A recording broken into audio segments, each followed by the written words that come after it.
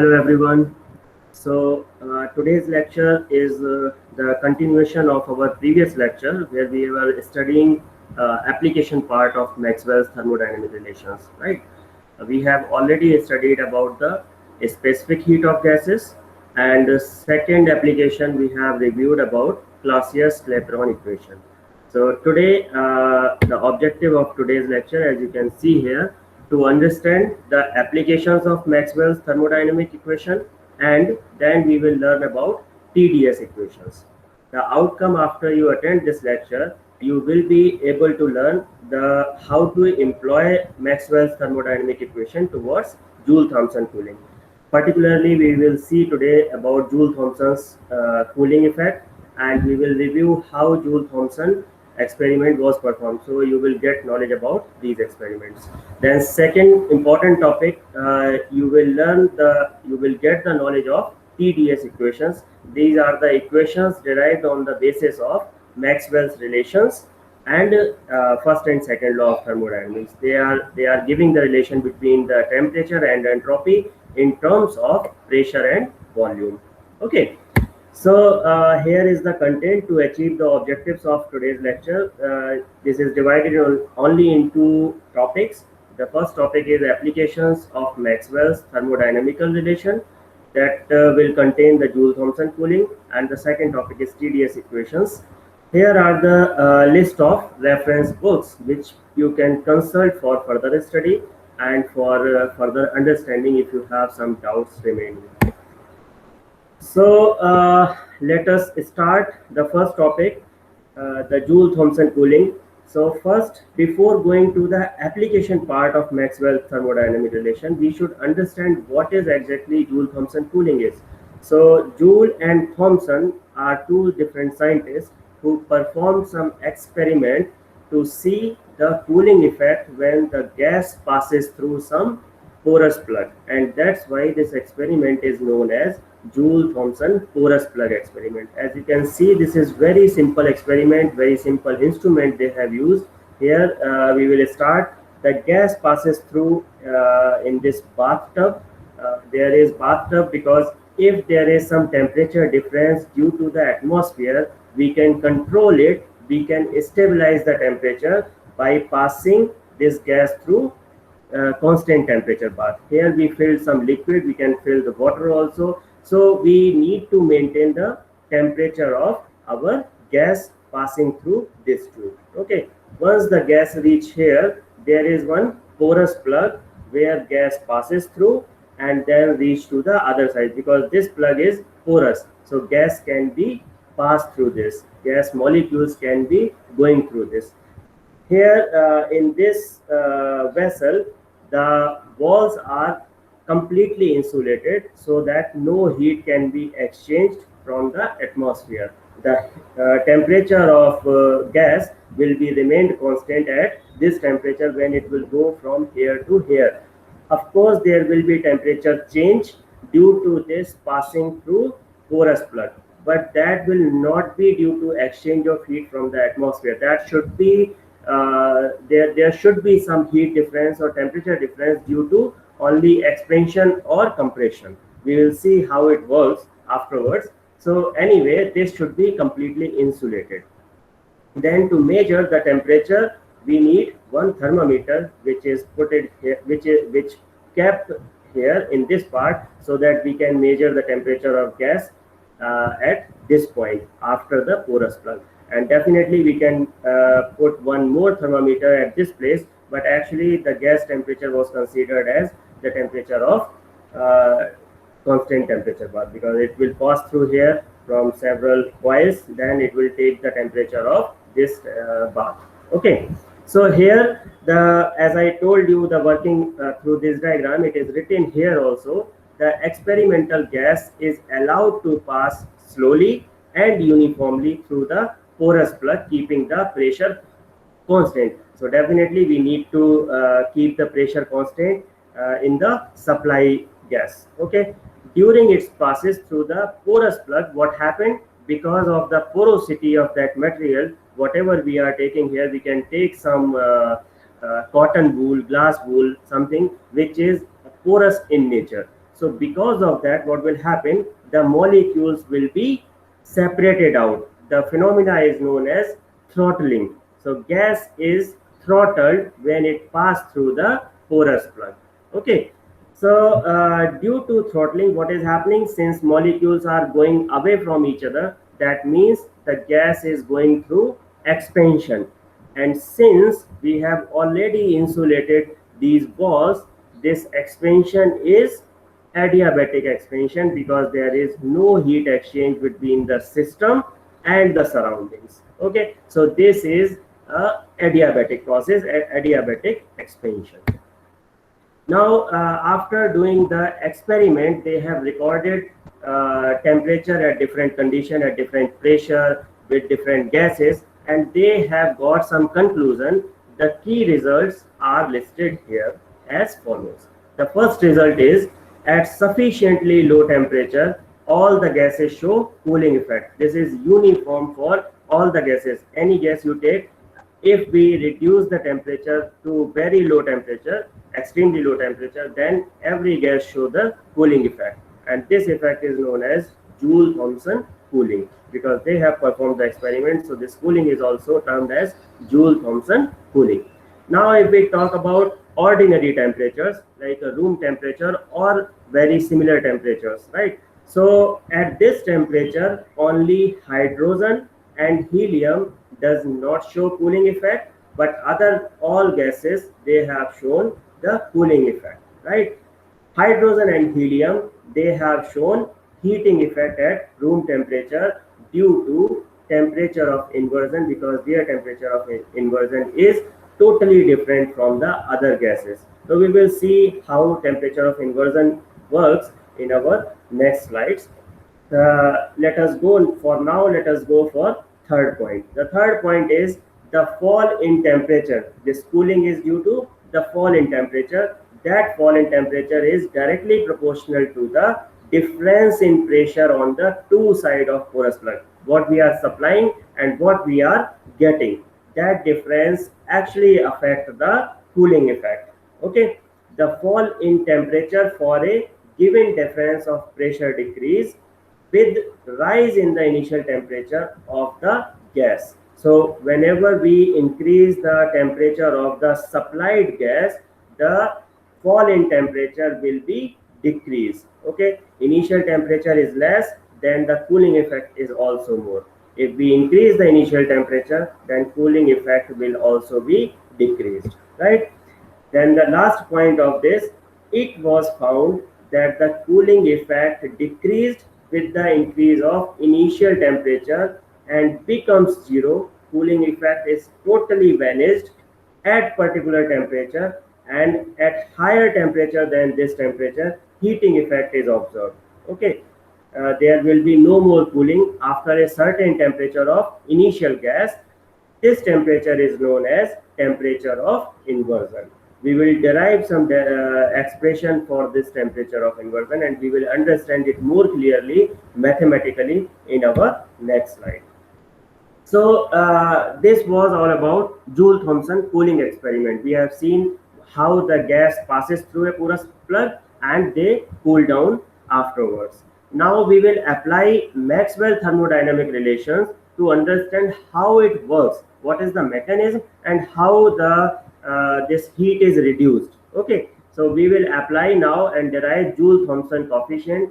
Since there is some cooling there, they have proposed a coefficient that is also known as Joule-Thomson coefficient. For it is different for real gas and perfect gas. Okay, so we will first derive a general expression, and finally we will see the cases for ideal gas and real gas, two different things.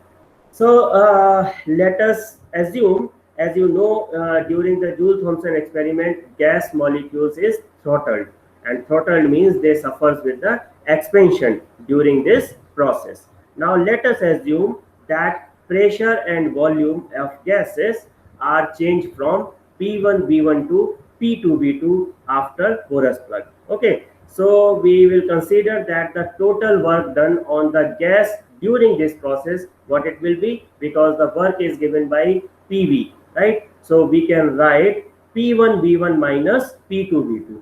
That will be the difference between these two. Okay, so that will be equals to work done on the gas. And second important point, that this expansion is adiabatic. That means dq will be 0. There is no heat exchange, so dq will be 0. If we apply this to our first law of thermodynamics, what it will give, du equals to dq, dq equals to du plus dw, right? So d is already 0. What will happen, internal energy will be equals to the work done. So we can write it u2 minus u1, that is the change in internal energy from first state to second state, equals to p1 v1 minus p2 v2. Okay, now we will collect the parameters corresponding to state 1 on one side and the state 2 on the other side. We can write it u1 plus p1 v1 equals to u2 plus p2 v2, and we know from the definition of enthalpy that u plus pv is equal to enthalpy of that particular state. So for the state 1 we can represent it by h1, and this can be represented as h2. That means h1 is always equals to h2 for this porous plug experiment. The enthalpy remains constant during this process, during the cooling. So now we can write h equals to u plus pv equals to constant for this Joule-Thomson cooling, right? If we differentiate this term, what we get, dh equals to du plus pdv plus vdp, and constant, the differentiation of constant will be 0. So we get this expression.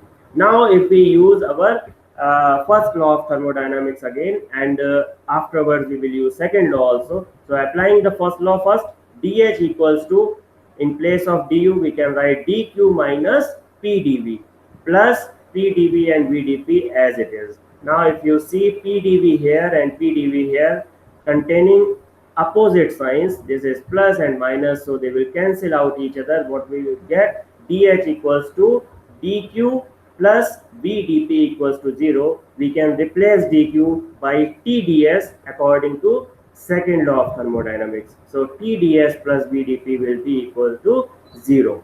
Now we already know that entropy ds, the change in entropy ds is a perfect differential. Okay, we have considered it in our previous lecture also. ds is a perfect differential, and if we consider that s is a function of pressure and temperature, then we can write it in differential form.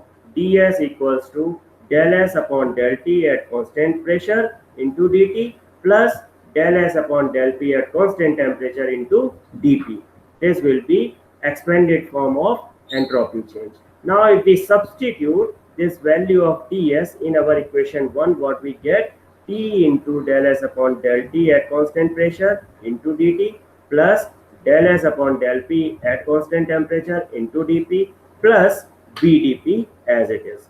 Okay, equals to 0. Now we are collecting the multiples of different differentiation together. So for example, here it is dt, here it is dp and dp. So we will take these terms together and this one as separate terms. So T into del S upon del T at constant pressure into dt plus inside bracket T into del S upon del P at constant T plus V into dp equals to 0. Right?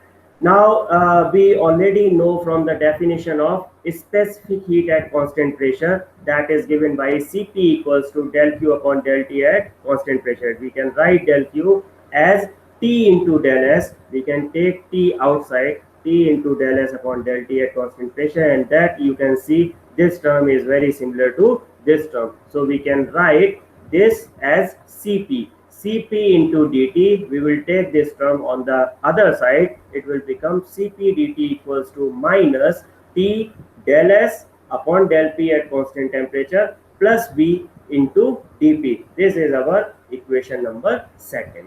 Okay. Now, if we use Maxwell's fourth thermodynamical relation, we know that del S upon del P at constant temperature is equal to minus del V upon del T at constant pressure, right? So if we put this value, you can see here in our this equation we have this term del S upon del P at constant temperature. So if we put this value here, we get minus del V upon del T at constant pressure. The term will change in this form. Okay, Cp dt equals to bracket T into del V upon del T at constant pressure minus V into dP. Now we will write this in term of dt only. We will take Cp on the other side. It will become dt equals to 1 upon Cp, and the rest term is very similar. Now if we divide it by dP both sides, it vanish from here, the dP will come here this side, so we can write del T upon del P, and this condition is at constant enthalpy. We have seen already here that enthalpy remains constant during the Joule-Thomson cooling, so we can write this as del T upon del P at constant enthalpy is equals to 1 upon Cp into T into del V upon del T at constant pressure minus V. We can write this as mu, and this mu is known as Joule-Thomson coefficient. Right now, if we see, we can write this term del V upon del T at constant pressure as alpha into V, where alpha is the coefficient of volume increase at constant pressure. It is written here pressure, so this is volume increase at constant pressure. Okay, this is the coefficient. Now if we put this value in equation 3, what equation 3 will change to? dt equals to V upon Cp into alpha t minus 1 into dP. That is our equation number 5. Okay, now this equation tells us about the temperature change during the Joule-Thomson cooling, during the Joule-Thomson effect. This is the temperature difference we can calculate according to the pressure difference. Okay, now we will analyze this equation more deeply. So we will take different cases. As we already know, if we look at this equation, because since there should be some cooling or some heating, right? If we consider this equation, we know that dP will always be negative. dP is negative. Why? Because gas is going through the throttling process. That means the molecules are going to separate out. That means the pressure here will be more than this pressure. The pressure is reduced after passing through the porous plug. That means dP is always negative, right? All the other quantities are positive for now. Okay, so dt will be, now dt can be either 0, there should be no change, or it should be increased, that means there should be heating effect, or it should be cooling effect, that means it should be negative. To keep this term negative, all the other terms should be positive only. This volume should always be positive, Cp should always be positive. So what can be changed? This term can be changed to satisfy different conditions. So we are taking first case. To keep this term negative, what should be done? This is already negative, that means this will be negative.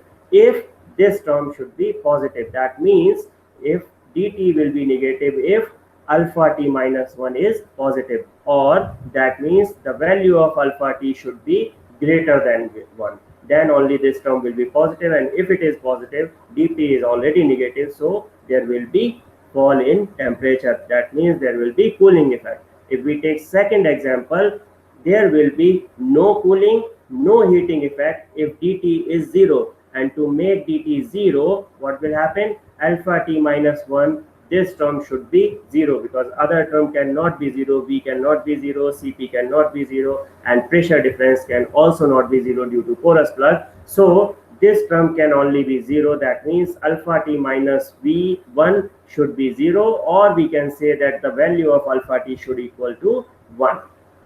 The third case is when the value of alpha t minus 1 is less than 1. If alpha t minus 1 is less than 1, that means alpha t is also less than 1, and that will make this term negative. So this term is negative and this term is negative. The total will be positive. That means there will be increase in temperature, and that means there will be no cooling effect. If alpha t minus 1 is less than 1, there will be heating effect only, right? So I hope this will be clear. This we analyzed for different conditions. Now we will take different category of the gases. The first one, we always consider this kind of thing whenever we first we derive the expression in the general condition, and then we apply that to ideal gas and real gas. So first we will see for the ideal gas. So for ideal gas, we already know the ideal gas equation, PV equals to RT. Okay, if we consider at constant pressure, what will happen? B del V upon del T at constant pressure will be equals to R upon P. P will be this side, R and P will be constant, and the differentiation of T with respect to T is 1. So we get del V upon del T at constant P equals to R upon P. Now if we multiply this term with T, we will get T into del V upon del T at constant pressure equals to RT upon P, and we can write RT as PV from ideal gas equation. It will give us value as V. Now we put this value in our previous equation, in equation number 3, for example, this one, T into del V upon del T at constant P. If we put V here, what will happen? V minus V will become 0. That means dt will be 0 for ideal gas condition. That means there will be no Joule-Thomson effect for a ideal gas, for a perfect gas, and that's why we can consider Joule-Thomson cooling effect or Joule-Thomson cooling experiment as a method to identify whether a given gas is real or ideal. Okay, this is quite simple experiment, and we can judge that whether the gas supplied is ideal or real gas. Now we will see the second example, second category, that is for van der Waals gas or real gas. We know van der Waals equation. For 1 mole of real gas, it can be written as P plus A upon B square into B minus B equals to RT. Okay, if we expand it, we can write it P into B minus P into PB plus A upon B plus minus AB upon B squared equals to RT. Now we already know that the van der Waals constants A and B, the values of these constants are very, very small in comparison to volume V. So we can actually neglect this term because the multiplication of A and B will be very, very, very small in comparison to B square. So we can ignore this term from this equation. Our equation will become PB minus P into B plus A upon B equals to RT. Okay, now if we differentiate this final equation, this equation with respect to T at constant pressure, then it will become PV means P into, we will do the differentiation, T is constant here, P into dV upon dt at constant pressure minus, since this term, both term are constant, pressure is constant, D is constant, so the differentiation with respect to T will be 0 of this term, so there will be nothing, plus of this term we will get A upon B, so it will become, the differentiation will become minus A upon B square into dV upon dt at constant pressure, and this side, since R is constant and the differentiation of T with respect to will be 1, so it will remain as R. Now if we collect, if you see dV upon dt, P is existing in both terms, we can collect it together, it will become dV upon dt at constant pressure inside bracket P minus A upon B square equals to R. Okay, now we can write it in another form, we can rearrange it, and we can find that dV upon dt at constant pressure equals to R upon P minus A upon B square, right? Now from equation 7, we can write this P equals to RT upon B minus B minus A upon B square. It is nothing but the van der Waals equation only. We can just rearrange it and we can write it P equals to RT upon B minus B minus A upon B square. Now if we put this value at the place of P here in equation 8, equation 8 will become dV upon dt at constant pressure equals to R upon RT upon B minus B minus A upon B square and minus A upon B square. they will add up, and that will form minus 2a upon b square. Okay, if we take LCM of this term as b minus b, we can take on the top r into b minus b divide by rt minus 2a into b minus b upon b square. Now here we will again consider that this term, if we solve b minus b, since b is very small in comparison to b, we can write here that because since in this term b square is here, we can change it to only capital B, right? So this term will change to 2a upon b actually. Now we can write the equation as dv upon dt at constant pressure equals to r into b minus b upon rt minus 2a upon b. Okay, so we can just rearrange by multiplying both sides by t. We can write t into dv upon dt at constant p equals to rt b minus b upon rt minus 2a upon b. We are getting the value of this to put our equation number.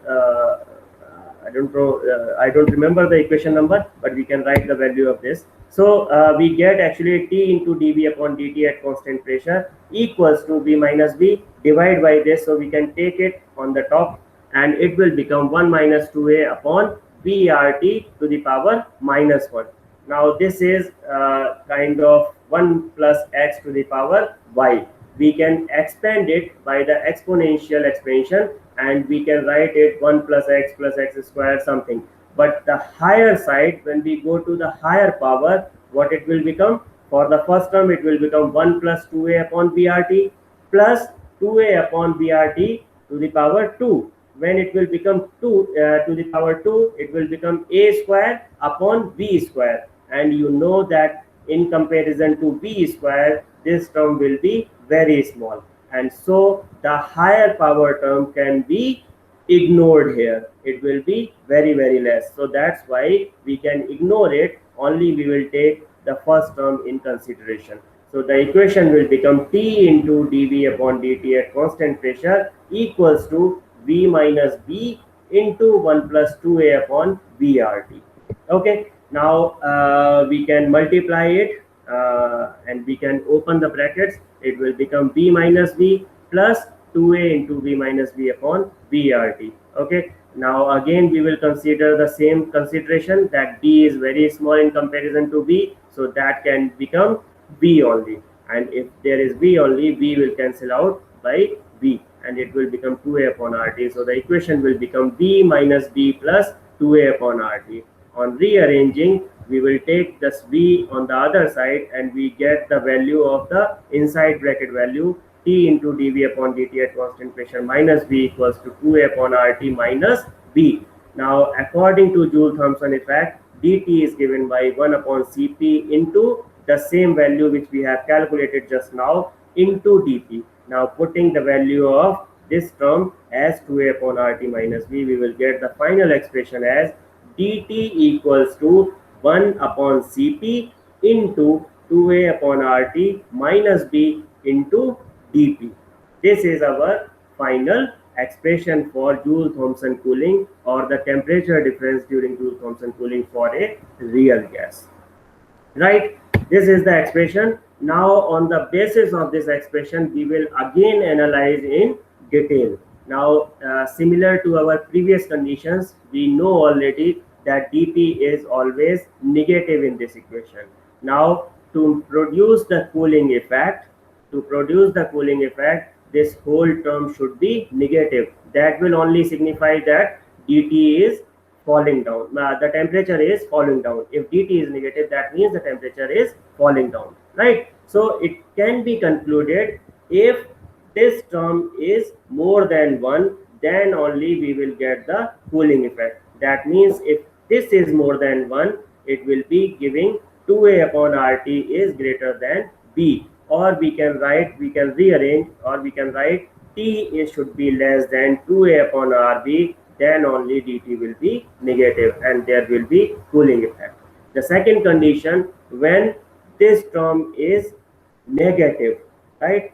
If this is negative, then it is already negative. Negative and negative will be positive, and finally we will get dt value as positive value, and positive values signify the increase in temperature, that means heating effect. So that's what we have implied, that 2a upon RT minus 1 should be less than 1, and that will give you the value that 2a upon RT should be less than V. If we rearrange this, we will get T should be more than 2a upon RB, then dt will be positive and there will be a heating effect, right? Now if we consider it that 2a upon RT is equal to B, this term will become 0 and there will be no cooling effect, no heating effect, there will be no change in temperature. So we are writing in the third condition that 2a upon RT equals to B, that means T equals to 2a upon RB, then dt will be 0 and there will be no change of temperature. And this temperature is known as temperature of inversion, where the cooling effect stopped working and there will be no change, and more the temperature more than this value will produce a heating effect. Okay, so that means we can define the temperature of inversion as a temperature for which Joule-Thomson effect becomes 0 and changes sign. That term is known as temperature of inversion, and the value of that we can write Ti. Because of inversion, we are representing it as Ti equals to 2a upon Rb. Okay, so this is about the application of Maxwell's thermodynamic relation to the Joule-Thomson cooling. Okay, I hope this application is very clear to all of you. Still, if you have any questions or any doubt, you can write down in the comment box given below on our YouTube channel for School of Applied Science. Okay, so here is the next topic. This is the TdS equations. We have, until now, we have seen lot of equations which are giving relation between P and V, right? P and V or internal energy or other things. After introducing the concept of entropy, there are some equations which were derived for the relation between the temperature and entropy. So entropy as of a pure substance can be taken as a function of, because we can take it a function of any variables. So for now, for the first equation, we are considering that entropy is a function of temperature and volume. And if it is function of temperature and volume, we already know that ds is a perfect differential. So if ds is perfect differential, we can write it in a differentiation form. It will become ds equals to del s upon del t at constant volume into dt plus del s upon del v at constant temperature into dV. Okay, if we multiply it by t both sides, it will become t into ds equals to t into del s upon del t at constant volume into dt plus t into del s upon del v at constant temperature into dV, right? We get the equation for t into ds. Now we will solve it using Maxwell relation. Now we know two things. First is Maxwell relation, of course, and the second one, we know the definition of specific heat at constant volume. What we know is Cb equals to del Q upon del T at constant volume, and del Q we can change to T into del S. So T into del S upon del T at constant volume is Cb. We can replace this value in this equation as Cb. And the second thing, we know Maxwell relation as del S upon del V at constant temperature. This term can be written as del P upon del T at constant volume. So both terms we can substitute in this equation, and the equation will become T into ds equals to Cv dt plus T into del P upon del T at constant volume into dV. Okay, so this is our final first equation, first TdS equation. Okay, we will derive the second TdS equation also. For that, in earlier case, we considered that entropy is a function of temperature and volume. Now in this case, we will consider that entropy is a function of temperature and pressure. So we can write ds equals to del S upon del T at constant pressure into dt plus del S upon del P at constant temperature into dP. Now if we multiply this by temperature both sides, what will happen? T into ds equals to T into del S upon del T at constant pressure into dt plus T into del S upon del P at constant temperature into dP. Now again the same thing. From the definition of specific heat at constant pressure, we know that we can define Cp as del Q upon del T at constant pressure, and del Q can be written as T into del S from the second law of thermodynamics. So this term T into del S upon del T at constant pressure can be written as Cp. We can put the value here, and also we know the Maxwell relation for del S upon del P at constant temperature can be written as minus del V upon del T at constant pressure. So if we replace these values in this equation, we will get our final equation as T into ds equals to Cp dt minus T into del V upon del T at constant pressure into dP. And this equation is known as second TDS equation. So we have derived two TDS equation. One is giving in terms of Cv and another one is giving in terms of Cp, right? These are the final equation. So that's all for today's lecture for the theory part. Now this is time to do some exercise to judge what we have learned today from the lecture. So the first question of today's quiz is, in Joule-Thomson effect, what happens? Temperature decreases, B option temperature increases, or C option sometimes temperature increases, or D is none of above. So in Joule-Thomson effect, we know that gas passes through the porous plug and it throttled, and because of that, normally temperature decrease, and that's why it is known as Joule-Thomson cooling effect. So the right answer is A. Second question is, choose the wrong statement from the following. The first statement is, Joule expansion always produce a cooling effect. Okay. The second option is, Joule-Thomson effect is always a cooling effect. Joule expansion, only internal work is done. And the fourth option is, in Joule-Thomson expansion, external work is done on the gas as well as by the gas. So what is the wrong statement? The wrong statement is B. Joule-Thomson effect is always a cooling effect. No. Whenever the temperature is less than temperature of inversion, then only we can get cooling effect. At higher temperature than the temperature of inversion, we will get the heating effect too. So that means the B option is the right answer for this. This is the wrong statement for Joule-Thomson effect. Next question is, choose the wrong statement for Joule expansion again. Joule expansion is a free expansion. In Joule expansion, gas expands into vacuum.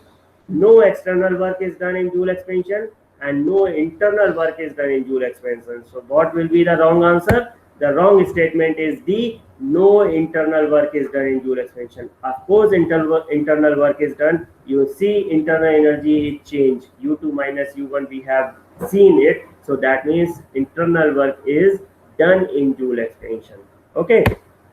The next question is, hydrogen and helium at normal temperature show heating effect, cooling effect, sometimes cooling and sometimes heating, or none of these. So we have seen that hydrogen and helium are the only gases which shows heating effect at normal temperature. All the other gases at room temperature show cooling effect for Joule-Thomson effect, right? So that means the right answer is option A, heating effect. The next question is, paraffin wax contracts on solidification. The melting point of wax will increase with pressure. Second option is decrease with pressure. Third option is no change with pressure, or the last option is decrease linearly with pressure. So the right answer for this question will be A, it increase with the pressure. The next question is, rice takes longest time to cook at sea level, in submarine 100 meters below the surface of sea, at Simla, or at Mount Everest. So definitely if the height will increase, the rice will take longest time. That means Mount Everest will be the right answer for this question. The next question is, specific heat of saturated vapor pressure is 0, positive, negative, or sometimes positive, sometimes negative. So specific heat of saturated vapor pressure is always negative. So the right answer is option C.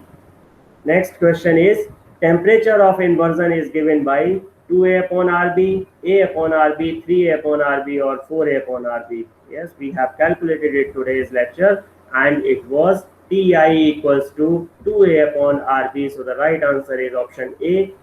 is 2A upon RP.